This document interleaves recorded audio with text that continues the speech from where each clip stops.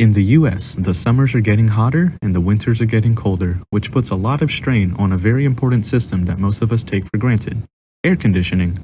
As of 2020, more than 90% of US households have air conditioning, according to the US Energy Information Administration. With the added strain these systems are being put under year-round, it is necessary to look into the parts most prone to breaking, and the evaporator coil is near the top of the list.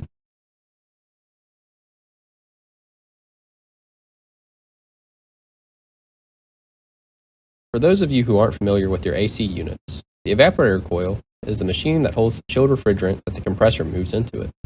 As the air from the blower fan moves over the coil, the cold refrigerant removes the heat from your home's air.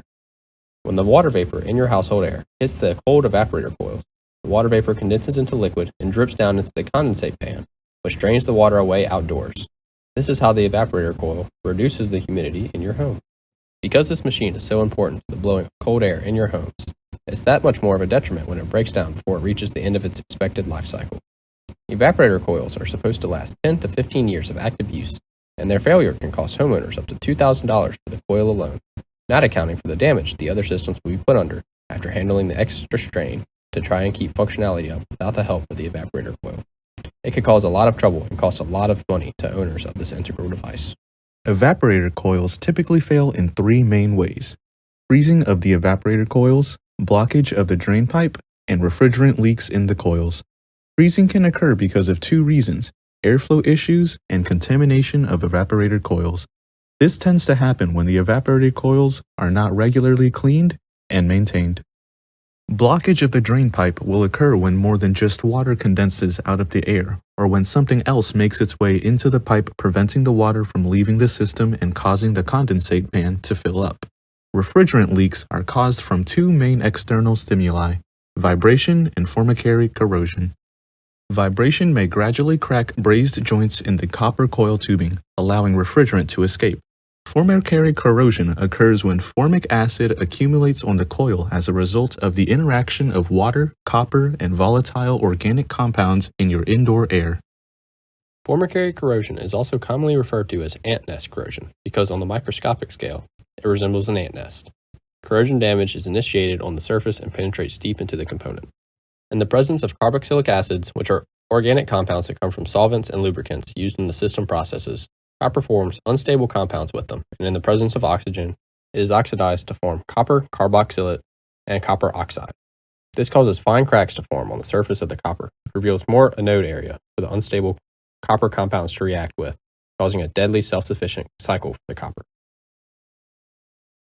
Copper is the only metal to undergo formicary corrosion, so why is it traditionally used in most AC appliances?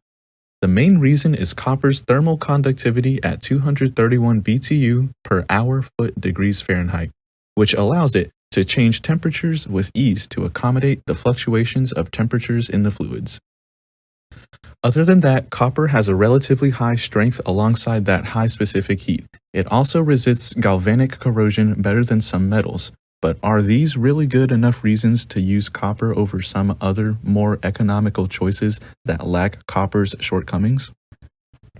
Aluminum is a top contender for replacing copper in AC systems due to it having a higher than average thermal conductivity of 131 BTU per hour/foot degrees Fahrenheit. This is almost half of copper's thermal conductivity, but it is still marginally higher than something like mild steel at 26 BTU per hour/foot degrees Fahrenheit. Another major reason for aluminum is that, like copper, it does not have a ductile to brittle transition when exposed to super low temperatures. The freon typically used in refrigerant systems enters the system at approximately negative 50 degrees Celsius. We can see according to this chart that even at negative 150 degrees Celsius, copper can still absorb the same amount of impact energy. Aluminum is the same way. This is because both metals have a FCC crystal structure. FCC metals are usually soft and ductile, which means that they can be bent and shaped easily.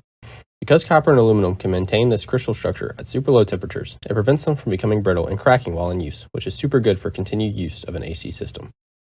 Besides resisting formicary corrosion, the biggest reason to choose aluminum is the much lower cost compared to copper. Aluminum has a density of 169 pounds per foot cubed compared to copper's density of 558 pounds per foot cubed. Aluminum, as a result, is 1. much, much lighter than copper for an equivalent amount, and 2, more pliable. Due to its lower pliability, copper coils require more material than aluminum coils, even as much as 3 times the material. This results in higher manufacturing expenses. Manufacturers know this, so they have steadily been decreasing the thickness of the copper used in AC systems at the cost of lowering their durability and lifespan to try and stay competitive with the low-cost aluminum would provide. Even though aluminum is less dense and more pliable than copper, it is by no means a weak metal. Pure aluminum can have a tensile strength of 90 megapascals, but alloyed aluminum can have tensile strengths of 290 megapascals and yield strengths of 241 megapascals when manganese, silicon, and magnesium are included, whereas copper has a tensile strength of 210 megapascals, so it is possible to make up that difference in strength. Aluminum shortcomings can be made up by alloying it with this composition of elements to produce 6061 aluminum. This alloying process doesn't change the thermal conductivity, and it reduces aluminum's level of reactivity, which is good because the more reactive a metal, the more likely it is to corrode.